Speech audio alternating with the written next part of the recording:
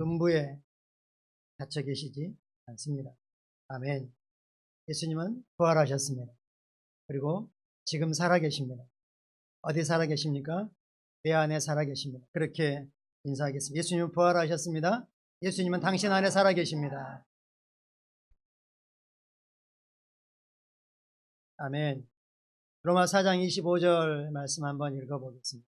예수는 우리가 범죄한 것 때문에 떼줌이 되고 또한 우리를 의롭다 하시기 위하여 살아나셨느니라. 예수님이 왜 십자가에 달려 돌아가셨다고요?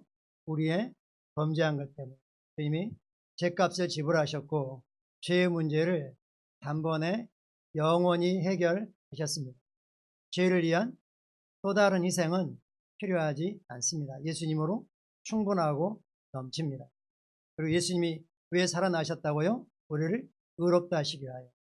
예수님의 부활은 우리에게 의를 가져다 주셨습니다. 우리가 의로운 것은 우리의 선함이나 우리의 행실이나 우리의 행위나 이것과는 전혀 관계가 없다는 것입니다. 부활이 예수님이 살아나신 의를 가져다 주었기 때문입니다. 예수님 부활 때문에 우리는 의롭습니다.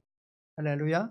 우리가 예수를 주님으로 고백하고 하나님께서 예수님을 죽은 자 가운데 살아나신 것을 마음으로 믿었을 때 예수 우리에게 모셔들었을 그때 부활이 즉 의가 우리에게 실제가 되었습니다. 법적으로는 하나님 앞에서 모든 사람이 죄가 해결이 되었고 의롭게 되었지만 자기 것으로 만들어야 할 책임은 우리 각자에게 있는데 우리가 예수 그리스도를 주님으로 고백하고 그리고 예수님을 우리 삶에 모셔드렸을 때 실제가 된다는 겁니다. 아멘. 오늘은 지난주에 이어서 주가 쓰시겠다라고 하는 말씀 연속해서 같이 좀 보도록 하겠습니다. 나의 삶은 주님의 영광을 위한 것입니다 라고 한번 선포하겠습니다. 나의 삶은 주님의 영광을 위한 것입니다. 아멘. 옆에 분에게도 다시 한번 축복해 주십시오. 당신의 삶은 주님의 영광을 위한 것입니다. 다른 말로 표현하면 당신은 아무렇게나 살아가는 인생이 아니라는 겁니다. 하나님께서 하나님의 영광을 위해 쓰시기로 이렇게 작정하셨습니다. 그래서 예수님이 죽으시고 부활하셔서 우리를 의롭게 하시고 가치 있게 하시고 영화롭게 하셨습니다. 아멘. 마가복음 11장 3절 같이 읽겠습니다. 만일 누가 너에게 왜 이렇게 하느냐 묻거든 주가 쓰시겠다 하라. 그리하면 즉시 이리로 보내리라 하시니 주님이 쓰시겠다 하면 아무도 제한하지 않고 기꺼이 내준다는 겁니다. 주님 억지로 해석하지 않으십니다. 고린도서 6장 말씀입니다. 너희는 너희 자신의 것이 아니니라. 너희는 값으로 산 것이니 그러므로 하나님의 것인 너희 몸과 너희 영으로 하나님께 영광을 돌리라. 아멘. 우리는 우리 자신의 것이 아닐 뿐만 아니라 특별히 우리를 통해서 이 땅에 태어난 우리 자녀도 우리 것이 아니라는 걸 명확하게 알 수 있습니다. 주님이 값으로 예수님의 그 보배로운 피를 흘림으로 예수님의 생명을 내어놓으심으로 하나님이 친히 하나님의 소유로 삼으셨습니다. 아멘. 그러므로 성경은 말합니다. 하나님의 것인 너희 몸, 너희 영, 너희 전 존재로 하나님께 영광을 돌리라고 말씀하고 있습니다. 다시 한번 선포하겠습니다. 나의 전 존재는 하나님의 것입니다. 아멘. 하나님 우리에게 맡기셨죠. 우리는 맡기신 그분의 뜻을 따라서 우리 자신을 하나님께 드리는 삶을 살아가는 것입니다. 지난주에 봤지만 마가복음 11장 말씀 몇 구절만 다시 한번 보겠습니다. 2절, 3절, 6절 이렇게 보겠습니다. 이르시되 너희 맞은편 마을로 가라. 그리로 들어가면 곧 아직 아무도 타보지 않은 나귀 새끼가 베어있는 걸 보리니 풀어 끌고 오라. 만일 누가 너에게 왜 이렇게 하느냐 묻거든 그가 쓰시겠다 하라. 그리하면 즉시 이리로 보내리라 하시니 6절 7절입니다. 제자들이 예수께서 이르신 대로 말한데 이에 허락하는지라 나귀 새끼를 예수께 끌고 와서 자기들의 겉옷을 그 위에 얹어 놓음에 예수께서 하시니 예수께서 말씀대로 했더니 그리고 강제로 뺏어온 게 아니고 그들이 어떻게 했다고요? 그렇게 하세요라고 허락했다는 겁니다. 우리 삶을 주님이 쓰시겠다고 하면 우리를 주님께 드리면 어떤 것도 주님이 쓰시는데 우리를 제한하거나 막을 게 없다는 겁니다. 우리의 출생도, 우리의 건강도, 우리의 학벌도, 학력도, 그 어떤 것도 하나님이 쓰시는 데는 제한받지 않습니다. 우리는 핑계할 수 없습니다.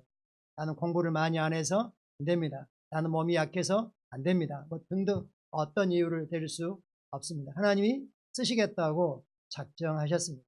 할렐루야. 우리는 주님이 우리 삶을 쓰시도록 우리를 기꺼이 배워드릴 것입니다. 그래서 그 중에 우리는 매이지 않는 것에 대해서 쭉 나눴습니다. 나는 더 이상 어떠한 것들에 매이지 않습니다. 라고 나눴습니다. 어떤 것들이었죠? 생각나시죠? 옆 사람한테 알려주세요. 뭐였죠? 예, 같이 보고 하겠습니다. 나는 더 이상 육신에 매이지 않습니다. 나는 더 이상 죄에 매이지 않습니다. 나는 더 이상 세상에 매이지 않습니다. 나는 더 이상 사단에게 매이지 않습니다. 나는 더 이상 옛사람에게 매이지 않습니다. 특별히 우리가 인식할 건 새로운 피조물로서 새로운 피조물은 옛사람, 새로운 피조물은 세상과 관계에서 서로 십자가에 못 박혔다는 겁니다. 내가 세상에 대하여 십자가에 못 박혔고 세상이 나에 대하여는 십자가에 못 했습니다. 갈라디아서 6장 14, 15절 같이 한번 읽어볼까요? 그리스도로 말미암아 세상이 나를 대하여 십자가에 못 박히고 내가 또한 세상에 대하여 그러하니라. 어떻게 됐다고요? 그리스도로 말미암아 그리스도에 의해서 그리스도 때문에 세상이 나를 향하여 나에 대하여 십자가에 못 박혔습니다. 세상은 나에 대해서 이미 못 박혀 죽었습니다.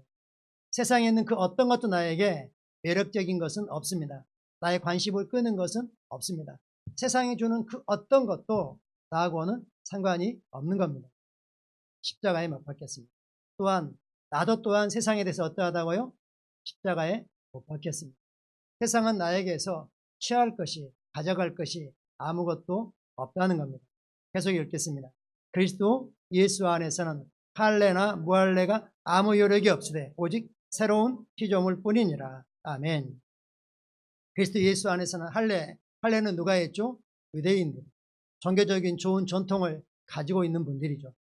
요즘식으로 한다면 우리 집안은 몇 대째 믿음의 집안이고 너희 집안은 이제 너만 믿는 집안이고 이런 건 아무 소용이 없다는 겁니다.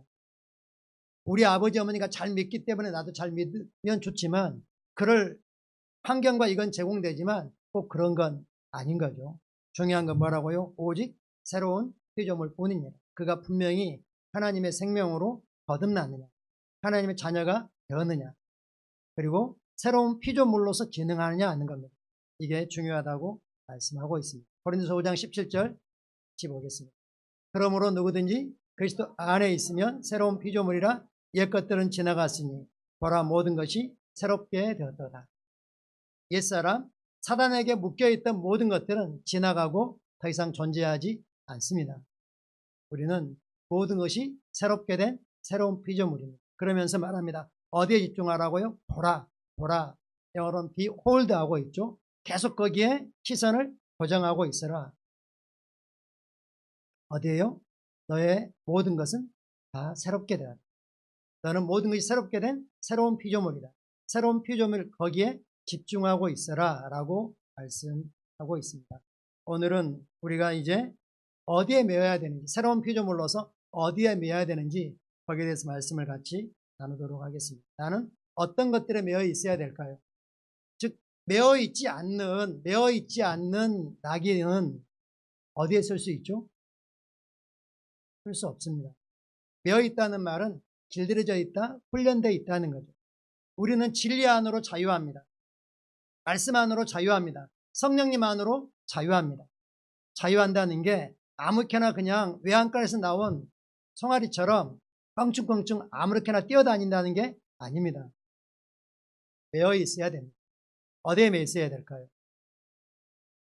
성령님께, 말씀에, 기도에, 그리고 몸된 교회에, 그리고 교회에는 하나님이 질서를 두셨습니다. 내 위에 두신 영적인 권위에 이렇게 매여 있어야 되는 겁니다.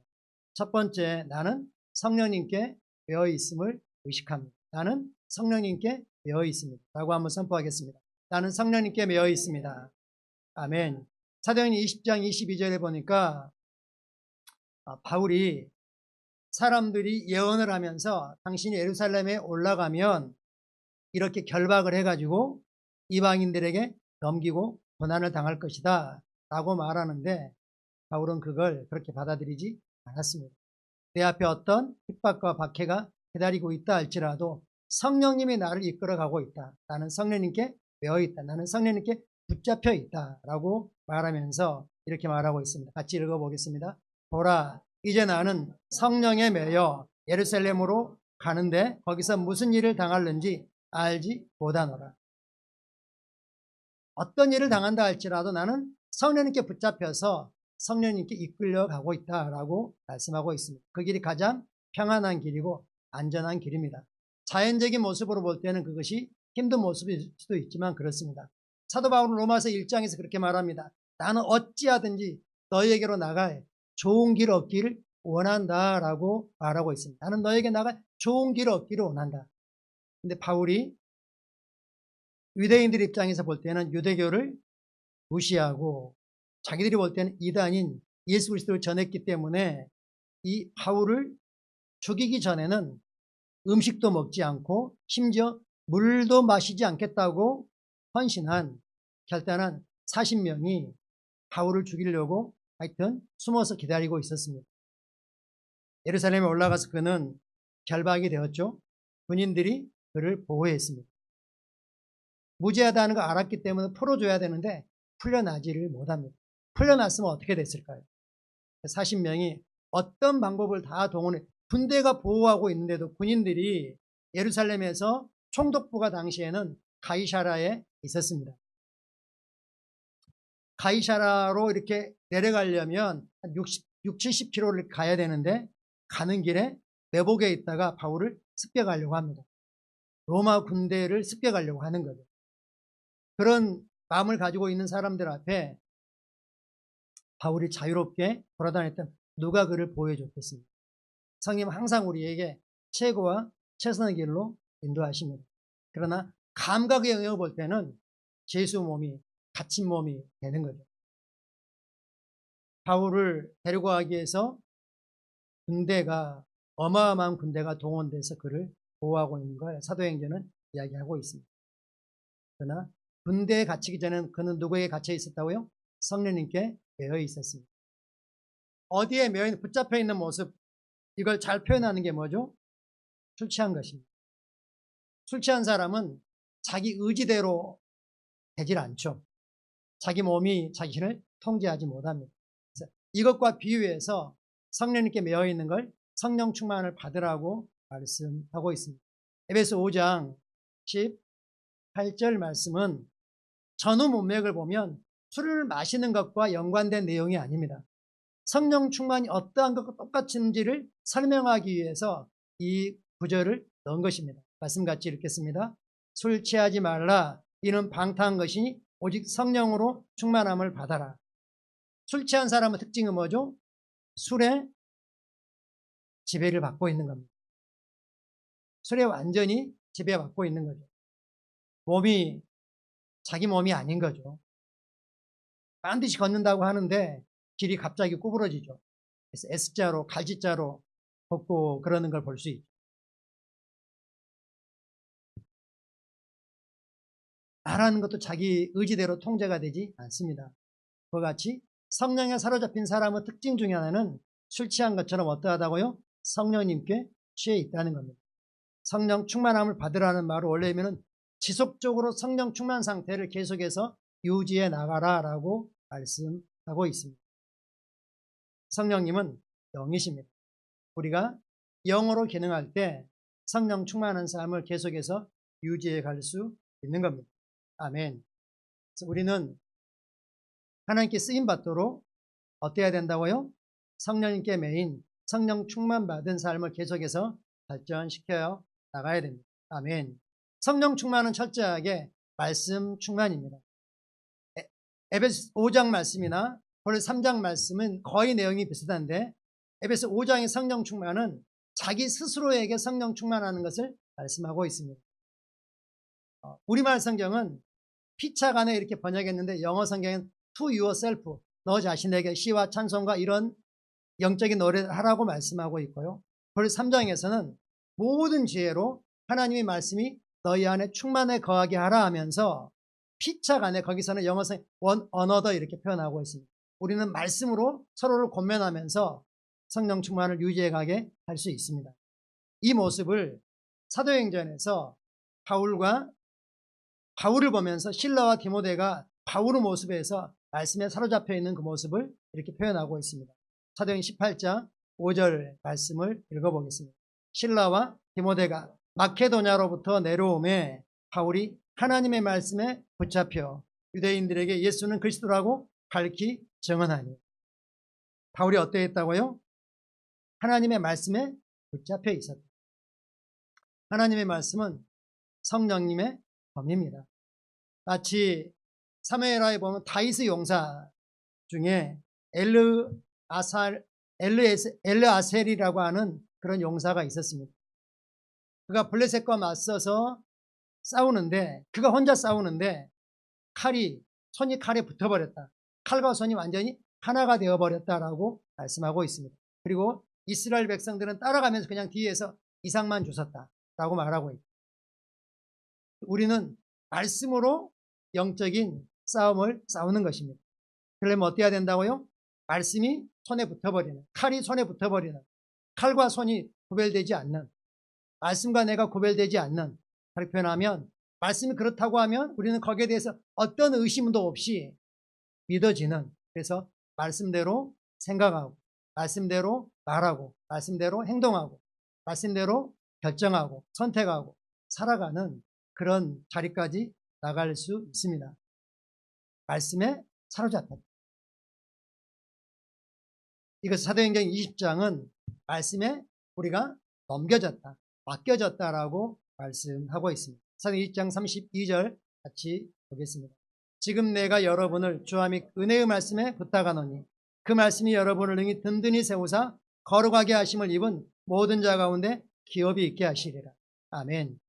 지금 내가 이제 다시는 여러분을 얼굴을 이 땅에 살아있는 동안은 볼 수 없습니다라고 하면서 에베소에 있는 교회 지도자들에게 마지막 부탁을 하고 있습니다. 나는 여러분을 주님께 맡기는데, 즉 주의 은혜의 말씀께 부탁한다는 겁니다. 말씀이 여러분을 맡아줘서 말씀이 여러분을 지시하고 말씀이 여러분을 보호하고 지키고 인도하는 그 자리로 여러분을 내어 맡긴다라고 말씀하고 있습니다. 우리는 말씀에 맡겨졌습니까? 말씀이 내게 맡겨졌습니다. 내가 말씀을 맡아가지고 내가 말씀을 마음대로 주장합니까? 말씀이 나를 주장합니까? 말씀이 나를 주장하는 그 자리까지 나가야 됩니다.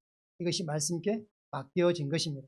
우리가 자연적인 영역으로 설명한다면 어린아이를 잠깐 누구에게 맡겨야 된다면 그 아이보다 더 어린 사람에게 맡깁니까? 좀 더 큰 사람에게 맡깁니까? 좀 더 큰 사람한테도 맡기지 않죠.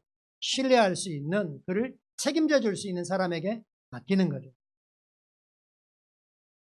즉 말씀이 그러하다는 것입니다. 말씀이 나를 책임지는 그 자리까지 우리가 나갈 수 있어야 됩니다. 할렐루야. 아멘. 그 말은 다르게 표현하면 우리가 말씀대로 뭐하고요? 말씀대로 말씀과 일치하게 생각할 수밖에 없는 그 자리까지 나가야 됩니다. 뭐뭐 현상이나 사람들의 말이나 이것에 영향받지 않는 자리까지 나가야 됩니다. 말씀 우리가 누구인지 명확히 설명합니다. 우리는 영입니다. 할렐루야. 영은 자신의 본성에 의해서 기능합니다. 즉 하나님은 하나님의 본성에 의해서 기능하십니다. 우리의 선함이나 우리의 악행이나 우리의 죄악이나 이것 때문에 하나님의 영향받지 않으십니다. 예수님이 십자가에 내어주려고 하다가 마지막 순간에 보니까 또 우리가 하나님을 실망시켰어요. 그러니까 어떻게 하실까요? 그러면 취소, 이렇게 하시지 않으십니다. 얼마나 하나님이 은혜로우신지. 근데 우리를 통해 낳은 자녀라 할지라도 아빠가 퇴근하면서 아이들 주려고 선물을 가지고 왔는데 딱 보니까 서로 싸우고 있어요. 아이들이 막 서로 싸우고 있어. 아빠가 왔는데도 싸우고 있어. 그럼 어떻게 되죠? 이거 주려고 했다가 취소, 이렇게 하시기도 하죠. 하나님은 그러지 않으십니다. 즉 우리도 그러지 않을 수 있습니다. 할렐루야. 제가 작정한 것은 사람들이 저에 대해서 어떤 말을 어떻게 반응하든 영향받지 않기로 작정을 합니다. 특별히 우리는 어떤 사람들의 말에 영향받죠? 가장 가까운 사람들, 신뢰하는 사람들. 저 같으면 저희 아내, 그러니까 어떻게 저에 대해서 하면 거기 조금 영향 일부러 받으려고 노력을 많이 합니다. 실제로는 그 영향을 안 받기로 작정을 했기 때문에. 특별히 사람들이 나를 실망시킬 때, 낙심하게 할 때 거기에 영향받지 않기로 정합니다. 할렐루야. 한번 선포하겠습니다. 나는 사람들의 말에 영향받지 않습니다. 사람들의 행동에 영향받지 않습니다. 아멘. 나는 영의 본성으로만 기능합니다. 아멘. 이것이 말씀에 붙잡혀 있는 삶입니다. 할렐루야. 아멘. 세 번째, 우리는 기도에 붙잡혀 있어야 됩니다. 기도를 조금 해보고 말지 않죠. 우리가 기도하면 분명히 결과를 볼 거라고 생각한다면 맨날 며칠을 필요하면 금식하면서라도 간절하게 외워서 기도하겠죠. 그러나 우리는 조금 하고 맙니다. 마태복음 18장 18절 같이 보겠습니다. 진실로 너에게 이르노니 무엇이든지 너희가 땅에서 매면 하늘에서도 매일 것이요 땅에서 불면 하늘에서 흘리리라 라고 말씀하십니다. 이어서 19절에 말하기를 뭐라고 말하냐면 두 사람의 땅에서 합심하여 무엇이든지 구하면 하늘에 계신 아버지께서 그들을 위하여 이루게 하실 거라고 말씀하십니다. 그래서 18절 내용은 뭐에 대한 거라고요? 기도에 대한 것입니다. 기도는 하늘을 묶을 수도 있고 풀 수도 있습니다. 다르게 표현하면 사실 하늘에서 묶여 있는 건 없는 거죠. 우리가 이 땅에 세상의 율법에 세상의 풍습에 또는 마귀에게 묶여 있는 것들을 풀 수 있는 권세를 기도로 그렇게 할 수 있다고 성경은 말씀하고 있습니다. 이러한 기도를 역사하는 능력이 많은 기도라고 말씀하고 있죠. 야고보서 5장 17절을 같이 한번 힘있게 읽어보겠습니다. 이러므로 너희 죄를 서로 구하며 병 낫기를 위하여 서로 기도하라. 의인의 간구는 역사하는 힘이 큼이니라. 서로 기도하라. 어떤 간구? 의인의 간구. 내가 의인인 것 인식하십니까? 나의 간구는. 근데 이 의인의 간구라는 표현을 확대 번역이 좀 더 잘 와닿게 설명해 놓았습니다. 확대 번역으로 뒷부분만 읽겠습니다. 의인의 진정한 심령에서 우러나오고 끊임없는 기도는 역동적으로 일하며 엄청난 힘을 발휘한다. 아멘. 그러면서 예를 들어놓은 게 엘리야는 우리와 똑같은 그런 사람이었다. 너희가 생각하기에 엘리야 대단하게 생각하지만 너희와 똑같은 성정을 가진 사람이었다. 그가 비가 오지 않기를 기도했더니 3년 6개월이나 비가 오지 않았고 그리고 비가 오기를 기도했더니 하늘이 비를 내렸느니라. 즉 우리의 기도는 엘리야보다 더 뛰어난 기도라는 겁니다. 엘리야는 구약의 인물이었습니다. 우리는 새 언약의 하나님의 아들들입니다. 아멘.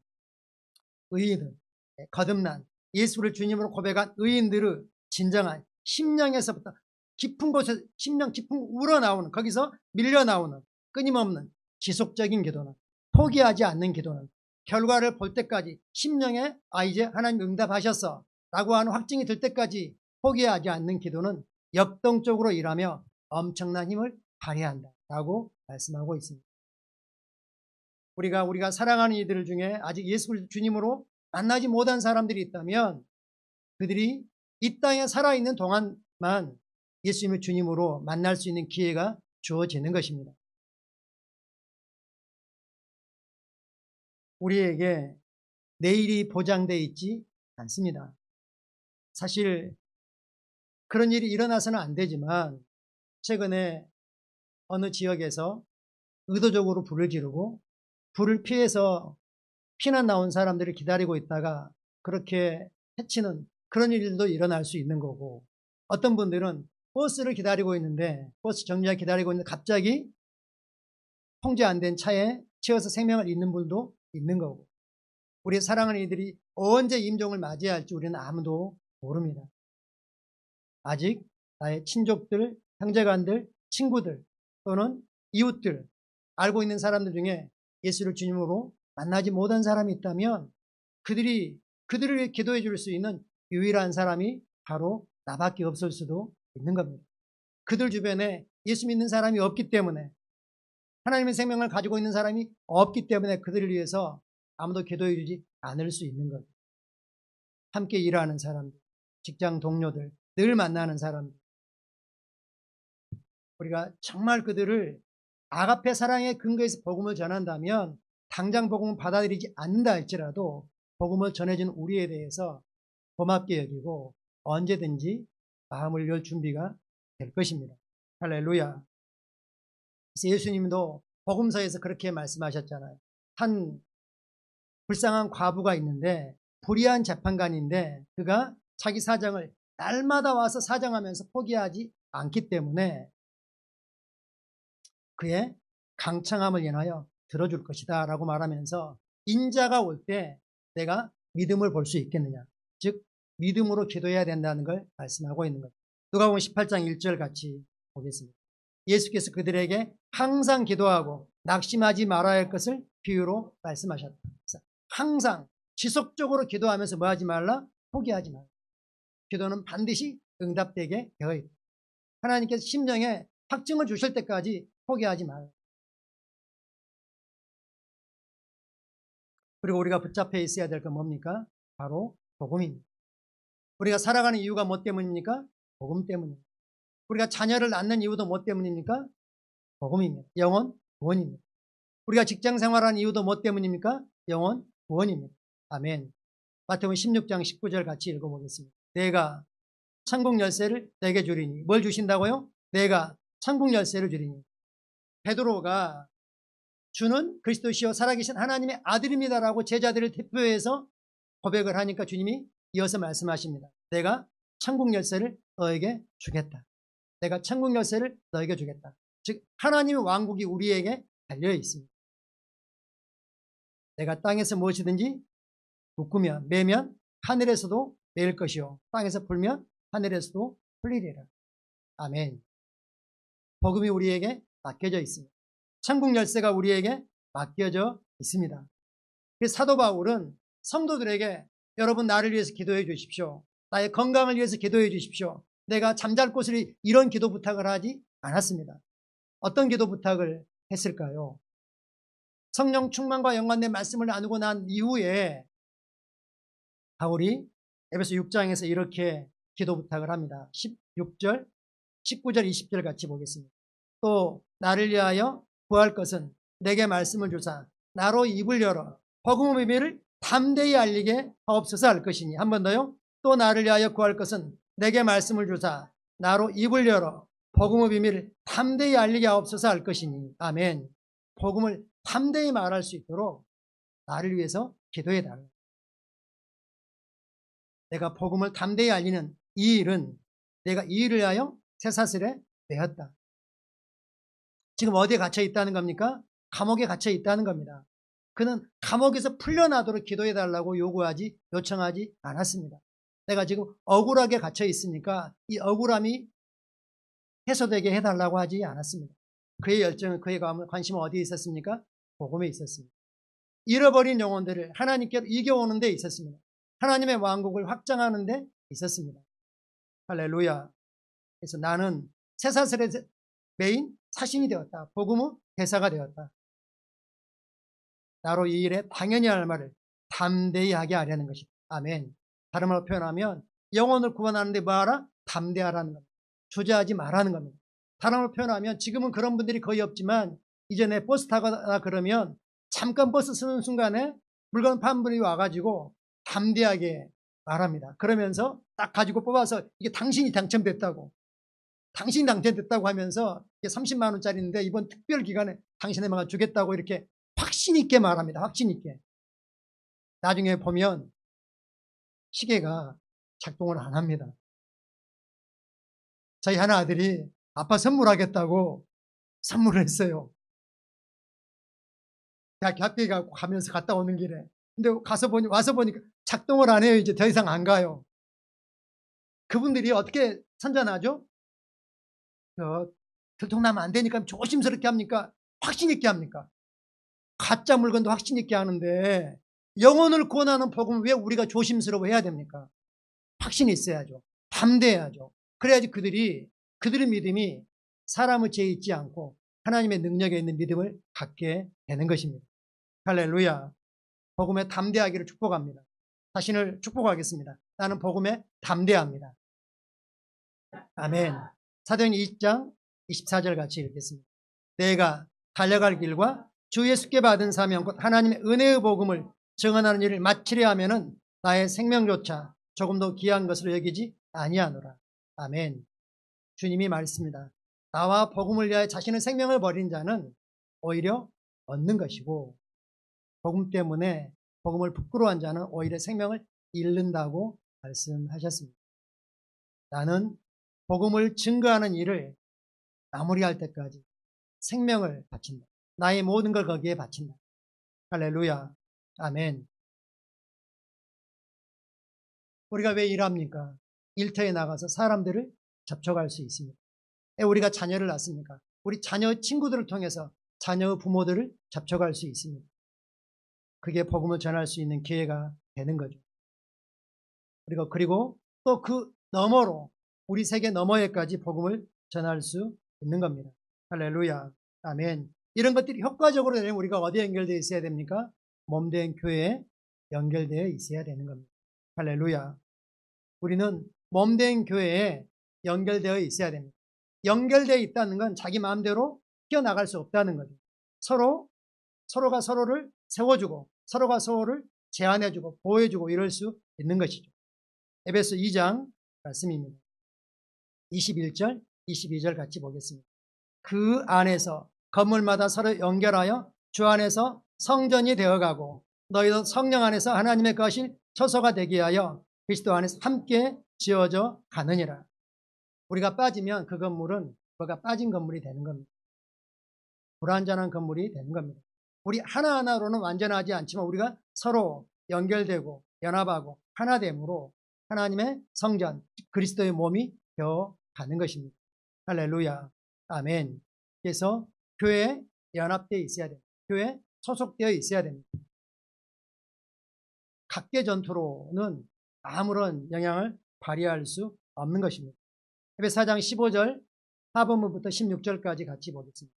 그는 머리니 곧 그리스도라. 그에게서 온 몸이 각 마디를 통하여 도움을 받음으로 연결되고 결합되어 각 지체의 분량대로 역사하여 그 몸을 자라게 하며 사랑 안에서 스스로 세우느니라. 아멘. 그리스도는 교회의 머리이십니다. 새로운 피조물인 교회인 우리는 그리스도의 몸입니다.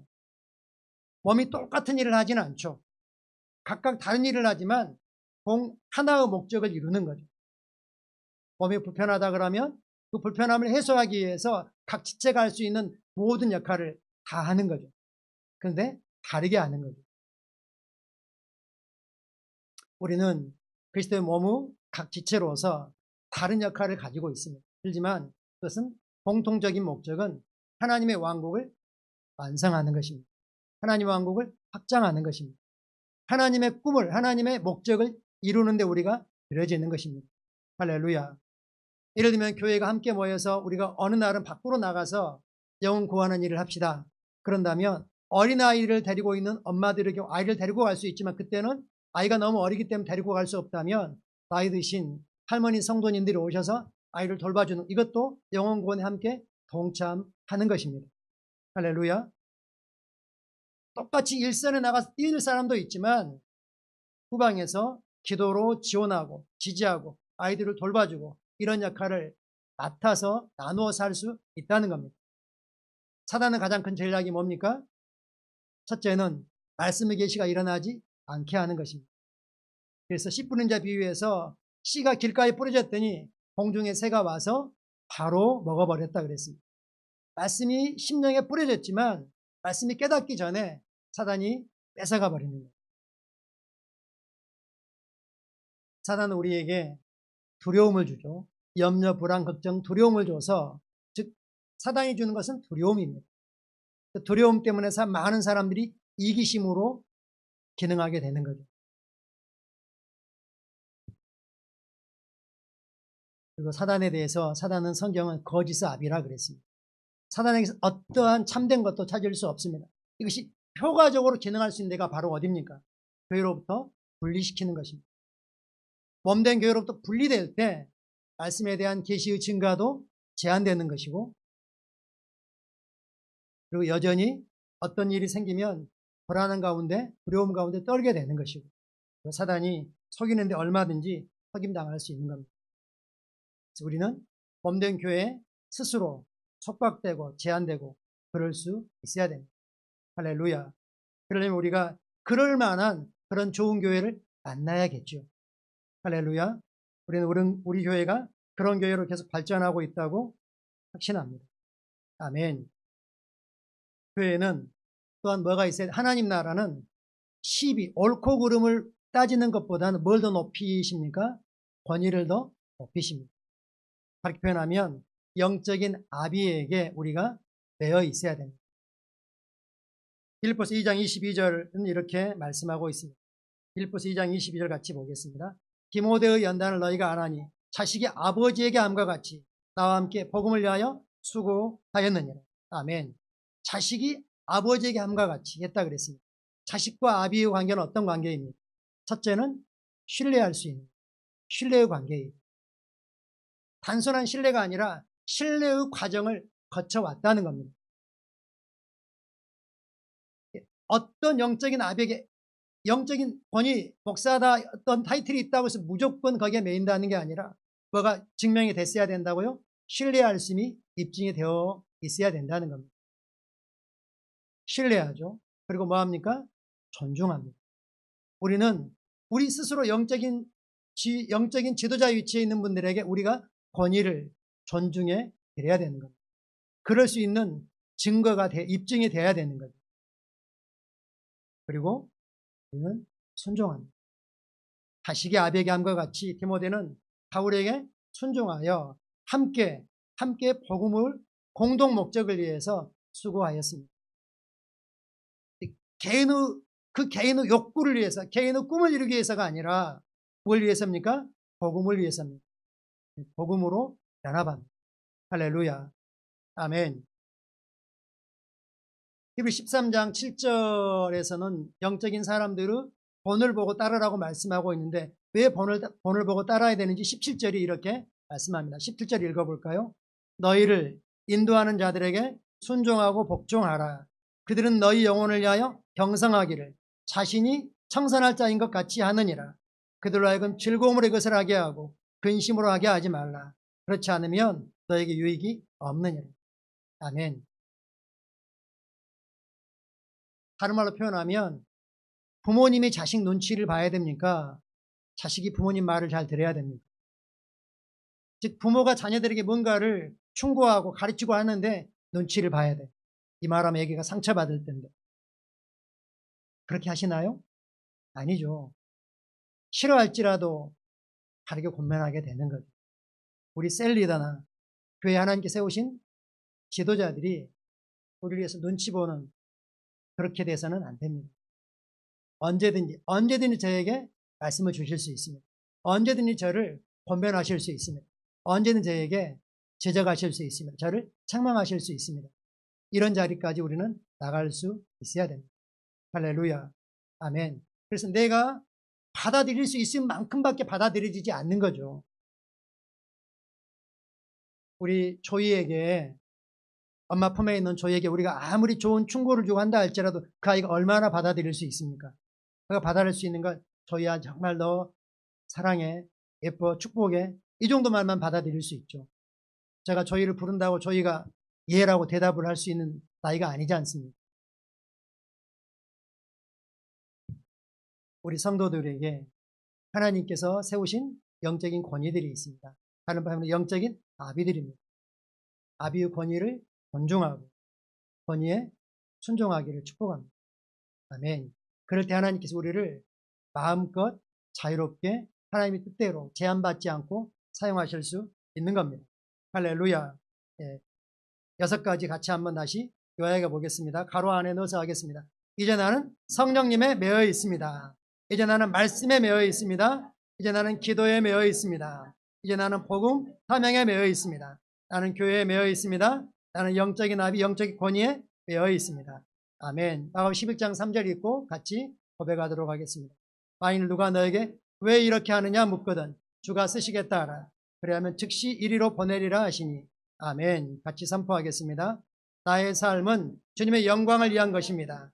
나는 주님께 쓰시도록 말씀과 성령의 역사가 실제가 되는 더 높은 단계로 지속적으로 성장해 갑니다. 나는 왕국 확장을 위한 비전에 불타올라 영혼을 구원하고 셀과 교회를 세웁니다. 아멘. 말씀 생각하고 우리 같이 심령에 심도록 방언으로 기도하도록 하겠습니다. 할렐루야. 야라칼라우 야라.